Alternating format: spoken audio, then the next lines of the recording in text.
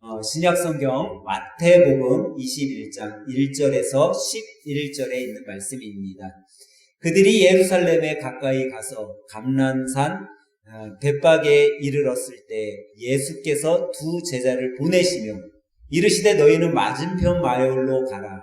그리하면 곧 매인 나귀와 나귀 새끼가 함께 있는 것을 보리니 풀어 내게로 끌고 오라. 만일 누가 무슨 말을 하거든 주가 쓰시겠다 하라.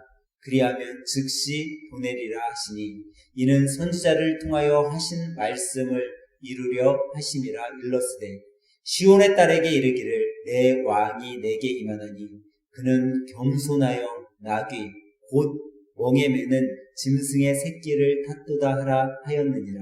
제자들이 가서 예수께서 명하신 대로 하여 나귀와 나귀 새끼를 끌고 와서 자기들의 겉옷을 그 위에 얹으매 예수께서 그 위에 타시니 무리의 대다수는 그들의 겉옷을 길에 펴고 다른 이들은 나뭇가지를 베어 길에 펴고 앞에서 가고 뒤에서 따르는 무리가 소리 높여 이르되 호산나 다윗의 자손이여 찬송하리로다.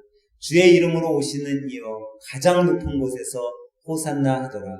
예수께서 예루살렘에 들어가시니 온 성이 소동하여 이르되 이는 누구냐 하거늘 무리가 이르되 갈릴리 나사렛에서 나온 선지자 예수라 하니라. 아멘. 할렐루야. 우리 오후 시간에는 이렇게 인사하도록 하겠습니다. 우리도 예수님께 헌신해요 하고 인사하도록 합니다. 우리도 예수님께 헌신해요. 제가 오전에 시간에도 여러분들과 말씀을 나누면서 이야기했듯이 오늘은 종료주일이고요. 내일부터 뭐가 시작되죠? 고난주간이 시작됩니다. 그리고 우리는 오늘 이 고난주간의 시작인 종료주일을 보내고 있는 겁니다. 우리는 이미 성경을 통해서 예수님께서 예루살렘에 왜 들어가셨는지를 잘 알고 있습니다. 예수님께서는 예루살렘에 들어가신 이유는 죽기 위해서 예루살렘에 들어가셨습니다. 본인이 죽을 것을 아시고 그 죽음을 위해서 들어가십니다. 그런데 왜 죽기 위해서 들어가셨냐는 거죠. 그것은 온 인류의 죄를 대신 담당하시기 위해서 예루살렘에 들어가셨다라는 거예요.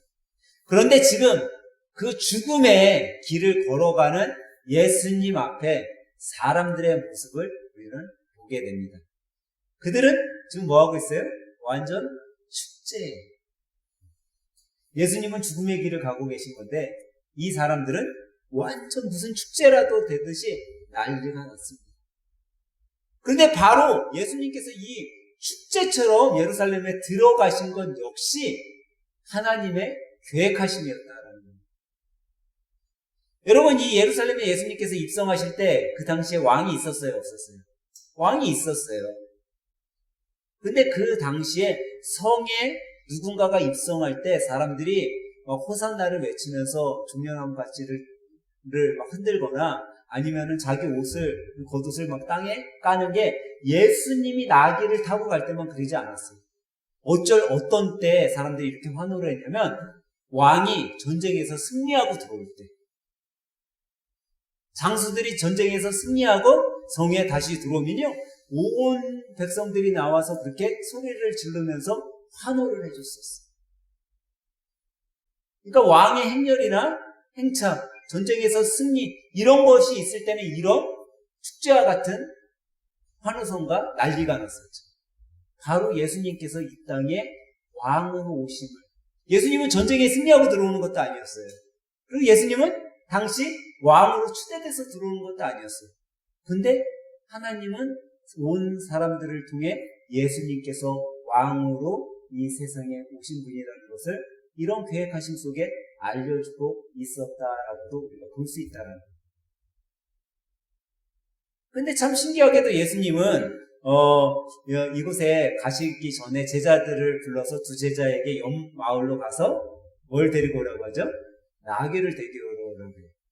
근데 예수님이 나귀를 데리고 오라고 했을 때 제자들에게 그랬어요. 제자들을 부르더니 야, 옆 마을로 가갖고 가면은 나무에 나귀와 나귀, 어린 나귀, 오늘 본문 말씀에 나온 대로 하면 나귀와 어린 나귀가 나무에 매어 있는데 그거를 끌고 와라 그랬어요. 근데 참 예수님은 정말 섬세하셨던 분 같아요. 하나서부터 열까지 다 알려준 거예요. 옆 마을로 갔을 때 어떤 나귀가 있다? 나무에 매어 있는 나귀와 나귀 새끼가 있을 거다라고 아주 디테일하게 가르쳐줘요. 그리고 누군가가 너희들이 그거 끌고 오려고 할 때 누군가가 그거 왜 가져가냐? 물으면 뭐라고 얘기하라고요? 주께서 쓰시겠다라고 얘기해라. 그리고 끌고 오라고 일일이 다 얘기해줬어요. 그 얘기를 듣고 제자들이 갔더니 옆마을에 갔더니 정말 나무에 나귀와 새끼 나귀가 묶여져 있는 거예요. 여기서 우리는 또 한 가지를 생각해 볼 수 있죠. 우리가 보지는 못했고 우리가 알지는 못하지만 예수님께서 나에게 이렇게 행하라 말씀하시면 순종하기만 하면 어떻게 된다고요? 그것을 얻게 된다라는 거예요. 나는 보지 못했어요. 그 옆마을에 나무에 나귀가 있는지 나귀 새끼가 있는지 알지 못해요. 보지도 못하고 알지도 못했지만 예수님이 명령했기 때문에 갔더니 정말 있었던 거예요. 그리고 그 나귀와 나귀 새끼를 끌고 올 수 있었어요. 여러분과 저의 삶 속에서도 주님께서는 수없이 이야기하고 계시다라는 거예요. 이렇게 행하라. 그러면 얻을 거야 너가. 이렇게 행하면 만나게 될 거야. 이렇게 행하면 해결될 거다라고 말씀하고 있는데 우리가 그 말씀에 순종치 않으니까 얻을 수 있는 것, 만날 수 있는 것, 해결될 수 있는 것을 해결하지 못하고 있었다라는 거죠. 여러분 예수님께서는요 왕으로 오셨는데 왜 황금마차나 백마가 아닌 어린 나귀를 타고 오셨을까요? 왕으로 오셨으면 황금마차 타고 들어가면 좋을 거 아니에요. 근데 왜 예수님은 나귀를 타고 들어갔을까요? 그거 역시도 하나님께서 계획해 놓으신 사실이라는 거예요. 구약성경 스가랴서에 보면 하나님께서는 스가랴 선지자를 통해 스가랴서 9장 9절에 이렇게 말씀하셨어요. 시온에 따라 크게 기뻐할지어다. 예루살렘에 따라 즐거이 부를지어다. 보라, 내 왕이 내게 임하나니 그는 공의로우시며 구원을 베푸시며 겸손하여서 나귀를 타시나니 나귀의 작은 것 곧 나귀 새끼이니라.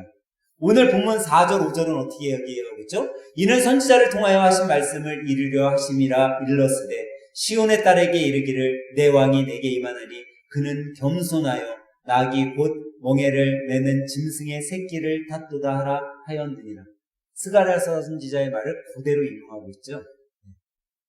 다시 말해서 하나님이 예언하시고 준비하시고 계획하셨기 때문에 예수님은 나귀를 타고 예루살렘 성에 들어올 수밖에 없었습니다. 이 모두가 하나님의 계획하심이었다는 거죠. 왜 하나님께서는 굳이 새끼 나귀를 타고 예수님을 예루살렘 성에 들어오라고 하셨을까? 오전에 우리가 잠깐 살펴봤지만 예수님께서 만약에 황금마차 수많은 호위병을 데리고 들어왔다면 사람들은 예수님께 가까이 가지 못했을 겁니다. 근데 예수님이 어린 새끼 나귀를 타고 들어오니까 사람들은 예수님의 그 낮은 모습으로 들어온 곳에 너무나 쉽게 다가갈 수 있었던 거예요. 야, 우리를 위해 구원자로 오신 분도 나하고 똑같네. 별반 차이 없네. 우리 집에도 있는 나귀 그 정도는 나도 타고 다니는데 그것도 새끼 나귀를 타고 오셨네. 너무나 사람들은 쉽게 갈 수 있었어요. 그런데 우리는 여기서 또 하나를 살펴봐야 돼요. 예수님은 비록 나귀 새끼를 타고 들어가지만 자기 자신을 제자들에게, 사람들에게 알려주고 있어요. 오늘 본문 3절은 뭐라고 얘기하고 있죠? 오늘 본문 3절, 만일 누가 무슨 말을 하거든 누가 쓰겠다 얘기하라고요? 주가 쓰겠다. 예수님 자신이 자신을 뭐로 표현하고 있어요? 주님으로 표현하고 있는 거예요. 우리는 여기서 깨달아야 되는 거죠. 예수님만이 우리의 주님이 되심을 깨달아야 됩니다. 내가 너희들이 그렇게 찾고 있는 그 주님이야. 내가 바로 그리스도 예수, 우리 구주, 나의 구주, 나의 하나님이란다 라는 것을 깨닫게 해준 거예요. 여러분, 오늘 본문은 이런 표면된 이야기들로 이루어져 있죠. 근데 오늘 본문을 통해 이 시간에 여러분과 제가 한번 살펴보려고 하는 것은 꼭 생각해 보아야 될 것은 바로 오늘 장면 속에 예수님께 헌신한 사람들이 있었다라는 거예요.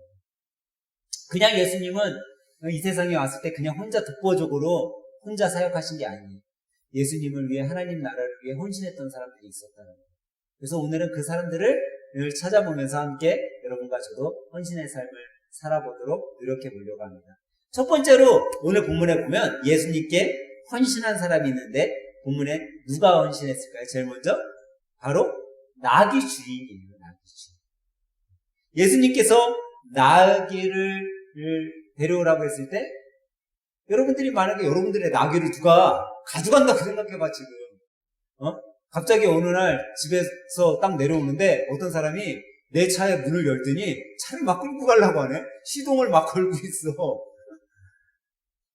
그럼 여러분들 어떻게 하겠어요? 저런 도둑놈이나 112 당장 신고하지 않겠어요? 그런데 그때 주인이 물어봤어. 당신 뭔데 내 포르쉐를 끌고 갑니까? 그랬더니 이 사람이 뭐라고 해? 주가 쓰시려고 하는데요.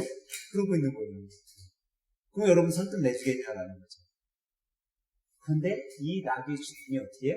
선뜻 나귀를 내어줬다라는 거예요. 여러분 사상 사람들 모두가 저 또한 어떤 것들이 있을 때 나를 내세우기에 앞서죠. 내가 겸손해지기에 앞서지는 않아요. 내가 뭔가 좋은 것을 갖고 있으면 그것을 의시되기 원하죠. 내가 좋은 거 갖고 있는 것을 감추려 들지 않아요. 이게 모든 세상 사람들의 마음이죠.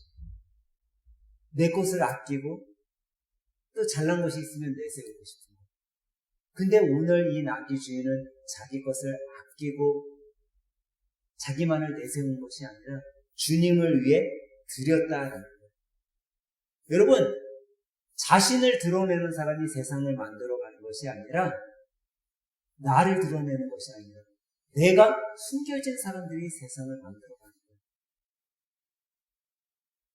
돋보이고 알려진 사람들이 세상을 만들어가는 것이 아니라 실질적으로는요, 숨어있는 사람들이 세상을 만들어가는 거예요. 저는 종종 텔레비 프로에 보면은 바다에 나가서 해녀 같은 분들이 쓰레기를 잠수해갖고 쓰레기 PT병 하나 이런 것들 주워놓는 사람들 이렇게 프로를 보면 야, 저 사람들이 정말 아름다운 환경을 만들어가는 사람이구나 라는 생각이 들어요. 조만간 우리 교회도 내가 종이컵을 지금 없애려고 지금 많이 생각하고 있어요. 사실 저는 회사에서 종이컵을 하나도 안 써요. 교회에서 써놨는데 참 신기하게. 저는 우리 사무실에 직원분들이 있는데도 저희 직원들은요 종이컵 쓰면 나한테 혼나요. 다들 머그컵장 갖다 놓고 쓰시고 바로 옆에 있고 씻을 때가 있으니까 탕비실 있으니까 거기서 씻어서 쓰세요라고 얘기해요. 근데 여러분 작은 것 하나도 우리가 좀 노력하면요 그게 환경을 깨끗게 하는 거예요. 내가 나서서 환경을 살립시다 라고 해서 환경이 깨끗해지는 것이 아니라 내가 작은 것 하나를 실천하는 거예요. 근데 오늘 본문에 나귀 주인이 그런 헌신으로 예수님의 예루살렘 입성을 어떻게 하겠어요? 함께하고 있는 거예요. 두 번째로 어떤 사람들이 예수님께 헌신을 했냐면요. 예루살렘에 입성하실 때 자기 옷을, 겉옷을 어떻게 했어요? 예수님께 깔아드린 사람들. 나귀에 깔기도 하고 바닥에도 깔았어요. 이 사람들이 예수님께 헌신한 사람들이에요. 여러분 겉옷은요 사람들이 소중하게 여겨요. 근데 여러분 대부분의 사람들이요 속옷은 대충 입어 대충. 그래서 무슨 말까지 나와요 여러분? 속옷이 예쁘고 아름다우면 뭐 할지 모른다. 뭐 할지 모른다. 부부 사이에 속옷이 아름답고 예쁜 걸로 바뀌면 뭐 한다고요? 잘 안 해봐서 모르는 거예요. 바람핀데. 그 정도로 사람은요 속옷에는 별 신경을 안 써요. 대충 입어도 왜? 보이지 않으니까. 근데 겉옷에는 어때요? 사람들이 많이 신경을 써요. 깨끗하게 입으려고 좀 오물이 묻었으면 닦아내기도 하고 그러면서 깨끗하게. 근데 지금 사람들이 어떻게 하고 있어요? 자기의 속옷을 벗어서 깔아놨어요? 겉옷을 벗어서 깔았어요? 겉옷을. 이것은 자기가 아끼는 것도 아낌없이 예수님 발 앞에 내려놓은 것을 의미해요. 이게 헌신한 사람들이에요. 내가 생각할 때 내 삶 속에 이거는 좀 아까운데 라고 생각하는 것도 아낌없이 주님 앞에 내려놓을 수 있는 사람은요, 헌신된 삶을 살아갈 수 있는 사람들이라는 거죠. 그리고 마지막으로 어떤 사람들이 또 있었죠? 오늘 무슨 나무가지를 흔들어요? 종려나무 가지를 흔드는 사람들이 있었어요.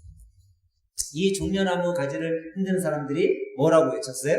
호산나, 호산나라고 외쳤어요. 종려나무 가지는요, 사실은요, 제가 설교 앞부분에서 말씀드렸듯이 전쟁에 승리하고 사람들이 오거나 왕이 어떤 큰 행렬을 하거나 아니면 왕이 전쟁에서 또 승리하고 왔을 때 사람들이 나와서 흔들었던 나무가지가 바로 종려나무 가지예요. 그들은 종려나무 가지를 흔들면서 예수님을 마중하는, 시간을 드리고 자기 목소리를 드리고 몸을 드리면서 예수님께 헌신한 자들이라는 거죠. 우리가 예수님을 믿는 크리스찬으로서 우리도 이런 헌신이 있어야 돼요. 여러분, 나귀를 주님 앞에 헌신한 사람, 이 사람, 여러분, 제가 사복음서에서 반복해서 나오는 사건은 중요한 사건이라고 했어요. 중요치 않은 사건이라고 했어요. 중요한 사건이죠. 근데 이 예수님이 나귀를 타고 입성한 사건에 나올 때마다 이 나귀 주인이 나와요. 근데 참 신기하게도 이 나귀 주인의 이름이 있어요, 없어요? 없어요. 이 사람이 나이가 어느 정도 됐는지, 어디 사는 사람인지, 이름은 뭐고, 이 사람의 신분이 뭐고, 직업이 뭔지 전혀 성경은 이야기하고 있지 않다는 거죠. 여러분, 예수님께 헌신한 사람은요, 이름도 없이 빛도 없이 헌신하는 사람들이에요. 예수님께 헌신하고 한다고 하면서 이름이 드러나지고, 예수님께 헌신하고 한다면서 교회가 드러나고, 누군가 매스컴에 막 떠들어대고, 여러분, 그거는 어떻게 보면 예수님께 헌신한 게 아니에요. 자기를 위해 헌신한 거예요. 예수님께 진정으로 헌신한 자들은 이 나귀 주인처럼 이름도 없이 빛도 없이 헌신한 사람들이라는 거죠. 저는 오늘 이 오후 시간에 예배드리는 여러분들이 그런 이름 없이 빛도 없이 나의 가장 소중한 것, 아끼는 것도 드릴 수 있고, 나의 시간을 드리고 나의 삶을 드리고 나의 몸을 드려 주님을 찬양하는 사람들이 되길 원해요. 여러분, 이 사람들이 그리고 종려나무를 가지를 흔들면서 뭐라고 외쳤다고요? 호산나. 제가 오전에도 말씀드렸지만 호산나는 여호와여 구하옵나니 우리를 구원하소서라는 의미를 갖고 있습니다. 하나님, 나를 구원해 주세요. 근데 당시 사람들의 외침은 진정한 호산나가 아니었어요. 하지만 오늘 예배드리는 여러분들은 진정한 호산나의 외침을 외쳤으면 좋겠어요. 주님, 나를 우리의 죄에서 좀 구원해 주세요. 나를 세상과 타협하는 그 이기적인 마음 속에서 나를 구원해 주세요.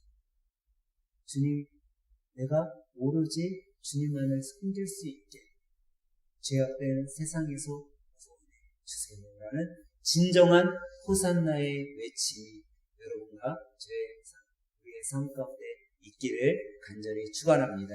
그래서 우리 하늘생교회가 이번 한 주 살아갈 때 고난 주간을 보내면서 다른 것이 아닌 예수님 한 분만을 바라보고 우리의 삶을 드림으로써 호산나 다윗의 자손 우리 예수 그리스도 나의 구주 나의 하나님을 찬양합니다 라는 삶으로 살아가는 한 주가 되길 예수님의 이름으로 간절히 부탁드립니다.